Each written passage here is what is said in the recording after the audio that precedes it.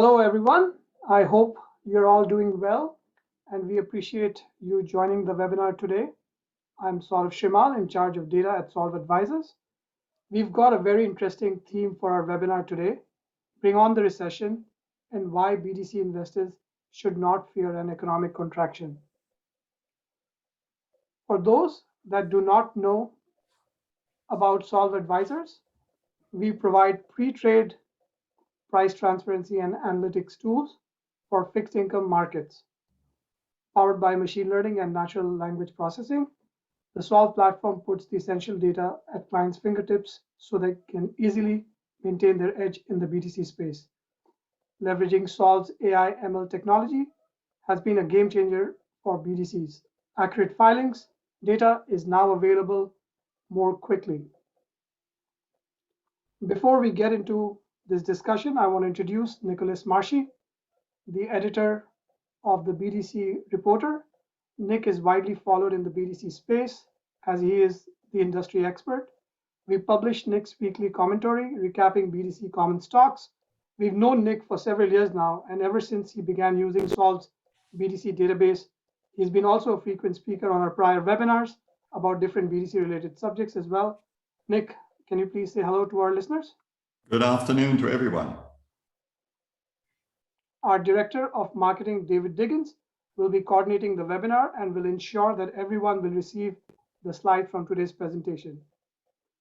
Nick, let's travel back in time. What can you share with our listeners about last recession? Again, good afternoon, everybody. Let's start with a little history. The BDC sector was formed by Act of Congress back in 1980, or 42 years ago. However, BDCs as we know them, which are principally lenders, did not become a significant sector till after the 2001 recession. So that's a little less than 20 years. And we've been following them throughout, both in the publications we edit and as investors. Given that all lending is as much getting your money back as getting it out, the threat of a shrinking economy and the potential impact on credit results is always top of mind amongst analysts, commentators, and investors. Yet with 2 decades of history, the BDC sector as we know it has only experienced one recession, but it was a doozy, the Great Recession. Given this singularity and the fact that the damage to BDC stock prices and balance sheets was considerable, the Great Recession has shaped what investors look out for when the dreaded R word is used. So today we're going to take a look back for those who are not around or don't remember what happened during those dark days, so we can properly compare and contrast with the coming recession that everyone is predicting for 2023. Let's start with the timeline. With the benefit of hindsight, the beginning of the Great Recession is pegged by economists at December 2007, 8 months after New Century Financial collapsed, but before Bear Stearns in March 2008 and Lehman in September of the same year. BDC book values began to drop in mid-2008, reaching a nadir in March 2009, but BDC balance sheets took another 2 years to heal. So how bad was the damage from the Great Recession? Well, 80% of the BDCs in existence at the time were forced to cut or suspend their distributions. This was a shock to BDC investors who for several preceding years had known only flat or increasing distributions. The worst was to come where BDC prices were concerned, where across the board, everyone dropped in price. In many cases, well-known names saw their market caps decimated, with prices dropping as much as 95%. We still remember when American Capital, the market leader at the time, traded under $1 a share. Price drops are transitory items, but there were also permanent losses of capital from realized credit losses that left many BDCs deeply damaged. To illustrate our point, let's take a look at the next slide drawn from Advantage Data's records. They have the names and assets of every BDC for every quarter for the past 20 years. Surav has been kind enough to get us a list of BDCs just before the Great Recession began. So for our listeners, sometimes we will refer as Advantage Data Workstation. Advantage Data was acquired by Solve Advisors a few months ago. So sometimes we may just go back and forth with Solve and Advantage Data. Nick, in this slide, as you know, we have put together a list of BDCs going back to Q4 2016. What does this say to you? Fourth quarter 2006, just before the Great Recession.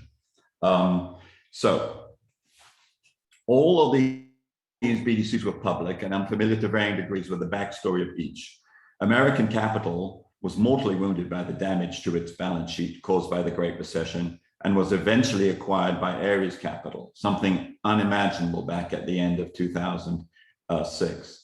Shareholders lost several $1 billion of equity capital. MCG Capital, too, forced to suspend its dividend, was mortally injured and went from having $1.5 billion in portfolio assets at the end of 2007 to being liquidated and sold for parts shortly thereafter. Also bruised and battered was Colbert Capital, which became KCAP Financial and never fully recovered and was bought out years later and became Portman Ridge. Apollo Investment and BlackRock Capital, despite their famous managers, remained in business, but their stock price has never returned to their former heights. So between catastrophic stock price drops and permanent loss of capital, no wonder BDC investors with long memories cringe at the prospect of another recession. This may explain why BDC prices are already in a tailspin and in a bear market from their high in April, even though sector fundamentals are good and earnings are expected to rise. In fact, in an ironic situation, credit conditions are excellent. Surav has prepared a chart showing the level of non-accruals in the BDC sector from 2017 to 2022, which tells the credit story. So credit metrics in the BDC's portfolio is strong, and the overall portfolio continues to perform well. This can be demonstrated by taking a look at the non-accruals. Non-accruals at cost are at historical lows in the last 5 years at 0.65% of cost. So Nick, we've discussed things that were bad historically, but I thought you have a contrarian view for this time around. Yeah, I like to take a contrarian view, and I think one's appropriate. And I think this is one of those opportunities. And we're here to tell you that the Great Recession was then, and this is now. And we have multiple reasons to believe we're not going to get anything like the collateral damage to earnings, distributions, and balance sheets that we did last time, when the much promised recession rolls into town in 2023, as predicted. And here are the four main reasons why, which we'll discuss in turn. So first, telegraphing a recession. We've been around the markets for over 40 years and cannot think of a time when an economic downturn was more telegraphed in advance than this one. If there's a debate, it's about when a contraction might occur. Most say in 2023, a minority point to 2024, but the almost unanimous view is that we're headed there. This is very different than back in the days of the Great Recession. At the time, BDCs and everyone else were taken back by the slowdown in economic activity and then the blow after blow which followed as the financial market seized up. That may yet happen this time, but to date, that's not been the case. Even now, with thunderstorms on the horizon, the leveraged loan markets are operating normally, loan values are close to par, and credit losses, as we've seen, are at microscopic levels. BDC managers have and continue to have plenty of time and space to batten down the hatches and prepare for whatever might come. Already, we've noticed many examples of BDCs that have been quietly preparing for a potential recession. For example, SLR Investment, ticker SLRC, has barely booked any cash flow loans of late and rolled almost exclusively into asset-based collateral-heavy financing business, deterred in their mind by an overly frothy market. Horizon Technology and Saratoga Investment have recently raised new unsecured debt to increase their proportion of long-term capital in the face of difficult conditions potentially ahead. Presciently, Ares Capital is now almost completely financed with unsecured debt raised on excellent terms, keeping revolvers more as backup facilities. Ditto for Hercules Capital, the BDC leader in the venture debt space. We expect to see more quiet moves by BDC managers when second quarter 22 results are published in the summer. Any BDC caught by surprise this time will only have themselves to blame. But we don't think there will be many. BDC managers have learned some useful lessons from the 2007, 2009 debacle. As they might say, this is not their first rodeo, and we should all take some comfort from that, even if it's a benefit that's hard to quantify. I get it, Nick. What really other differences we are talking about then versus now? Well, back in the days of yore, the BDC sector was in its infancy as a provider of capital in the leveraged loan markets, overshadowed by banks, but also private investment funds and other players. I'm sure some BDC managers would disagree with me, but in retrospect, the impression was that BDCs were relegated to more marginal transactions and investments. Also, many of the BDCs themselves are not yet fully defined what the best use of their capital might be. If you look at the history of Apollo investment and BlackRock investment, you'll see that both the professionals and the strategies they employed then are very different than they are now. And the same can be said for most of the surviving names on that list of BDCs we showed you earlier. Since then, though, the sector has come into its own, and as almost every BDC, new and old, will tell you in their pitch deck, they are supplanting the bank lenders in leverage lending. More recently, some of the bigger players have even been moving into lending to the very largest US borrowers, challenging the syndicated loan market by promising borrowers big ticket loans with a greater certainty of closing and arranging billion-dollar loans. There has been a shift from a focus on the lower and middle market towards BDCs being involved in the whole lending waterfront, from the smallest to the largest borrowers in every imaginable industry. Most BDCs today are controlled by huge asset managers with billions and billions of dollars under management that can underwrite transactions in full if they choose to and allocate a portion of the asset to their tied BDCs, both public and private. Today, BDCs play a central role not only in the leveraged loan market, but also in venture debt, and are branching out from there into asset-based lending, equipment finance, and much more. Overall, BDCs are offering a much more diverse range of financial solutions than can the banks, the CLO markets, and private funds. If there's a deal being done, more often than not, a BDC is involved somewhere. Of course, bigger is not always better, and in this case, growth has given BDCs access to better deals on better terms than in the past, and most every player is run by top-notch lending professionals, now with decades of experience, while before, most BDCs were still in elementary school based on their years of operation. Sourav has 3 charts that illustrate the incredible growth of the BDC sector in recent years. Yes, like we can see that portfolio companies served by BDCs have grown considerably, from 1,045 companies in 2007 to almost 6,128 companies that are being served by BDCs in 2022. By the way, taking a quick look at the assets under management slide, we can see that aggregate AUM has grown from 23 billion in 2007 to 228 billion in 2022. We have also seen an increase in the number of BDCs. We are tracking at present 110 BDCs, 65 private BDCs, and 45 public BDCs. These metrics point a positive picture and signals not only issuers but investors' confidence in this asset class. Getting back into the differences between yesteryear and today, let's look at BDC risk-taking, which has also changed. The BDC sector, as we know it, since the early noughts, evolved principally from some private equity groups diversifying into credit. Maybe that explains why most BDCs back in the years up to the Great Recession were comfortable investing in the lower reaches of companies' balance sheets and in higher risk instruments like CLOs and even CDOs. For today's presentation, I did a little digging back into year-end 2007 portfolios of a few of the larger players: American Capital, Allied Capital, and Apollo Investment. As the slide shows, all these BDCs to varying degrees took on a high proportion of riskier assets. As you can imagine, this worked well till it didn't, but this was what BDC investing consisted of at the time. Thankfully, that's no longer the case. One of the lessons learned by most BDCs from the Great Recession in the years that followed was to sacrifice returns for a higher position on borrowers' balance sheets.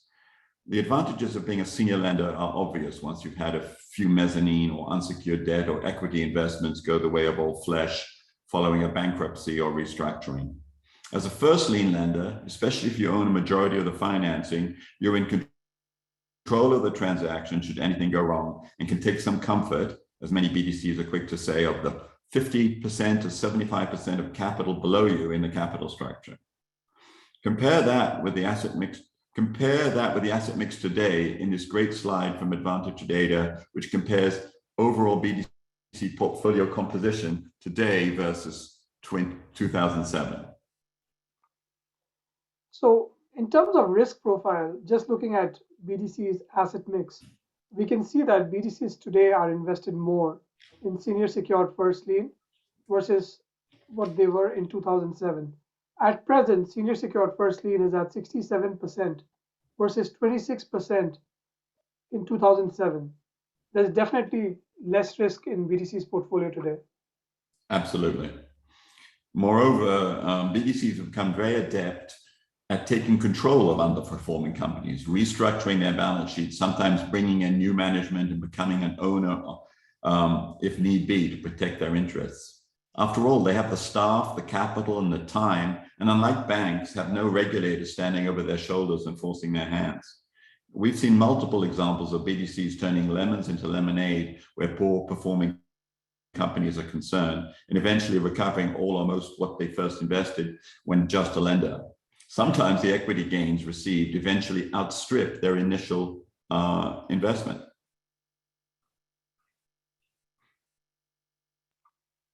So like another huge difference between 2007 and 9 and today is how the BDCs fund themselves. What can you tell us about changes in BDC fundings? In the bad old days, BDCs themselves borrowed virtually all their debt capital from their ostensible rivals, the banks, in the form of secured revolvers or on-balance sheet securitizations. Of course, this is a classic case of an asset-liability mismatch by funding long-term assets, loans and equity investments, with short-term borrowings. Back in those days, some revolvers needed to be renewed annually.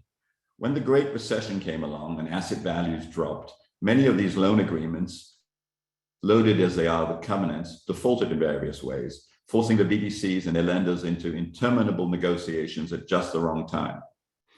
Also, as availability under many of these facilities was tied to the fair market value of those assets, when those dropped, so did availability. That sucking sound you heard in 2008 and 2009 was BDC's liquidity disappearing just when there were opportunities to book new loans on great terms. Now, the funding situation is very different. Virtually any BDC in recent years has been able to diversify its funding sources by raising medium and long-term debt on an unsecured basis and in different flavors like convertibles or SBIC debentures with 10-year maturities. Both the public and private debt markets opened up last year in what we call the Great Refinancing, and BDCs were borrowing at yields as low as 3%. Even small BDCs were able to borrow unsecured debt at record low yields, a gift that will keep on giving for years to come. Even the structure of the secured debt facilities, which are still around, are not the same they used to be. Commitment periods are longer and payoffs are allowed over many years if a facility is not renewed. Some BDCs even manage to convince their lenders not to tie loan availability to market prices, but to actual credit performance. For the BDCs, this has allowed them to match fund their assets with longer-term debt capital, mostly fixed rate, and with virtually no covenants. Far less likely now, even if the world goes topsy, that BDCs and their lenders will be locked in those conference rooms and that their liquidity will evaporate. Of course, this all varies by BDC, but we're familiar with all the public BDCs' balance sheets and many of the non-traded BDCs as well, and we can say that most managers have taken much advantage of the plentiful low-cost debt capital that was available until the beginning of this year. By way of illustration, here's the ratio of unsecured debt, which is typically medium or long-term with a fixed yield, to secured debt on several BDCs' balance sheets as of March 31st, 2022. As you can see, the days when secured floating rate debt was the only form of BDC borrowing is long past. Even very small BDCs like Great Elm Capital, GECC, can choose to fund themselves 100% with unsecured notes. This also shows, this chart, that different BDCs have chosen different mixes of unsecured and secured, but all are in a much stronger place they would have been back in the Great Recession days. Thanks a lot, Nick. I'm sure there will be something to worry about this time. What is it? Well, we don't want to sound overly optimistic. By no means will the BDC sector go through a recession, whether mild, medium, or hot, without some collateral damage to individual players' balance sheets. There will be losses, and frustratingly, several years will have to pass before a full accounting of the damage is done. Very quickly, though, here's what I'll be worrying about if and when this much promised recession does occur. As always, we worry about those BDCs that continue to maintain relatively high leverage. When asset values drop, the result is a big hit to a BDC's net asset value and the possibility of breaching BDC regulations that require a maximum debt to equity of 2 to 1. BDCs are then not allowed to make distributions. In the past, some BDCs responded by selling off assets to reduce their borrowings, but in an unsettled market, that resulted in big realized losses. Other BDCs have resorted to raising new equity, but as you can imagine, asking for investor contributions in a recession can be very dilutive. The best solution is not getting into trouble in the first place by deleveraging proactively.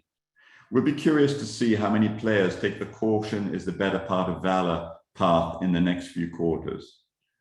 We also worry that some BDCs might keep unsalvageable portfolio companies alive by injecting new capital or restructuring the balance sheet or offering low cost or pay-in-kind interest payments.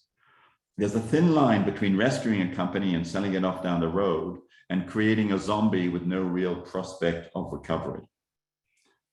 We also worry about the opaqueness of the credit process during recessions. Companies start to unravel pretty quickly, and it's very hard for analysts and investors to get their arms around just what the prospects of recovery or failure are in each case. The BDC managers don't want to alarm their shareholders, and as we've said, these things can take years to play out sometimes. This makes valuing your favorite BDC very difficult, especially in the early stages of the storm. And that's probably why investors tend to assume the worst, and why even very strong BDCs with long track records can see their stock price crater. If investors hate uncertainty, this is the most uncertain time of all. Finally, while we believe the sector as a whole is in good shape, there are 118 players out there, and there are some which have not been doing so well. We're concerned that some of these weaker players might end up folding their tents under the pressure of a recession. No BDC has ever filed for bankruptcy, and we have no reason to expect that will change, but we could see, as happened after the Great Recession, these walking wounded getting sold off, combined with other lenders, or liquidated. Nick, this was great. Would you be kind enough to summarize what we discussed for our listeners? Okay. In conclusion, and to be clear, we don't really want to go through a recession. The damage occurs to companies and individuals is substantial and painful. But if a recession is in the cards, we have many reasons to believe that the BDC sector and its many participants will fare much better than last time. At risk, and this will always be the case when conditions change from sunny to stormy, will be the already weaker members of the herd and the BDCs that have pushed the envelope where risk and leverage are concerned. Thankfully, though, the vast majority of the BDCs out there are facing a recession in good shape and have the tools to come through with relatively modest damage to their long-term prospects. In the interim, though, both the BDCs themselves and investors are in a sort of limbo until this recession occurs or does not. So we say, let's get this recession done, because the BDC sector appears to be ready to scale to even higher heights. We expect a recession to be a pause, which will be followed by further growth in size and scope, and we expect on the other side to see more or less the same cast of players as in the market today. That's very different than in the aftermath of the Great Recession. Thank you so much for such an informative presentation, Nick. Certainly, we are living in historic times. I'm seeing a few questions that came in. Let me read it out to you. The first question is, do you believe a tightening monetary cycle will have negative effects on BDCs? Yes and no is the answer. There will be obviously less transactions. And so BDCs that rely on new deals for fees and stuff will be making a less of it. On the other hand, most BDCs are very close to being fully invested, and they have very large portfolios which will continue to generate income for them. And thanks to the Fed raising rates, the income coming off those existing assets is going to result in higher earnings, most likely in 2022 and 2023 than we saw in 2021, even in the midst of a potential recession. We have another question. Private credit and BDC solutions can deliver more certainty in these uncertain times. Do you think the continued volatility in this liquid capital markets will lead to increased demand from issuers for private credit BDC solutions? Absolutely, and according to the BDCs that we've heard from that are involved in this market, this is already happening. The syndicated loan markets tend to go away at times of stress, and that's already happening. And the BDCs, with their permanent capital and with their big asset manager support, stand ready to provide financing. For BDC shareholders, this is especially good news because the terms that they should be able to achieve should be much richer than they were just a few months ago. And it's just part of the process of the BDCs becoming increasingly important in the large cap borrower market. So Nick, there are no more questions. Do you have any final thoughts?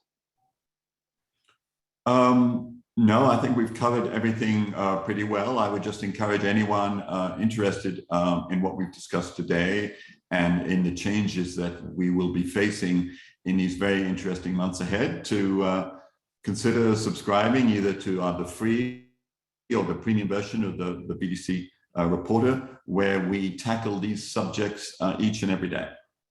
So Nick, since we have time, there is one question that came in.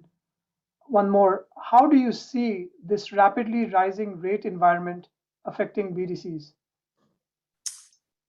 It's going to be in two stages. In the short term, we're talking about 2022, the rest of 2022, second quarter, third quarter, and fourth quarter. You are going to see BDC earnings increasing very quickly. That's because most BDC loans are tied to floating rates, and you all know what's happened to floating rates. And with the Fed accelerating the rate hikes, this is accelerating the pro forma increase in BDC earnings. So I think you'll see in the second half of the year very high earnings at BDCs, and that will also flow into 2023. And of course, we're just speculating beyond that. Then there'll be a second stage as and again, it depends how much and how long the Fed keeps rates high. There's obviously going to be some credit losses as the higher rates and the weaker economy cause some companies, to default or to get into trouble. And then we'll also see some BDC earnings coming down from that. But I've done the numbers back and forth, and even if you assume that some BDCs pull back their asset size a bit, deleverage a little, and they have reasonable levels of credit losses, it could well be that BDCs may see their net asset value drop while their earnings increase all the way through the recession. Nick, one more question came in. How do you judge the risk from industry selection, and specifically the fact that technology investments are the largest industry classification across entire BDC space? Technology investments were a very low percentage of investments in the last recession. Yeah, it's very interesting to try and guess in advance which industries are going to get hit. At the moment, the BDC managers themselves, who will be drawn on the subject, are fretting mostly about industrial companies because of, as you can imagine, interruption in supply, higher costs of input materials and labor. So your old traditional manufacturer is the sector that seems to be most immediately at risk. Where technology companies are concerned, I don't see why they would be. They may not be affected by those factors, but they obviously could be affected by a general slowdown in the economy. None of that which has shown up yet, by the way. I guess the good news there, if there is that, is that, as we've said, most of the BDC exposure to technology is right at the top of the capital structure. So a lot of private equity groups and venture capital groups are going to have to lose a lot of money before there is a wholesale problem, I think, in the technology space. I don't see technology going away or getting into the sort of troubles that we saw with energy back in the day. So I'm relatively bullish about that group. Thank you, Nick, and thank you to our listeners for asking thought-provoking questions. And of course, we want to remind our listeners that Solve stands ready to provide free trials to our workstation as well. And also the details regarding how to request trial access are now on the screen. Feel free to contact us directly or navigate to Solve website to request a trial. With that, I wanted to thank you for taking the time to join us, and we hope that you have a wonderful afternoon. Thank you all.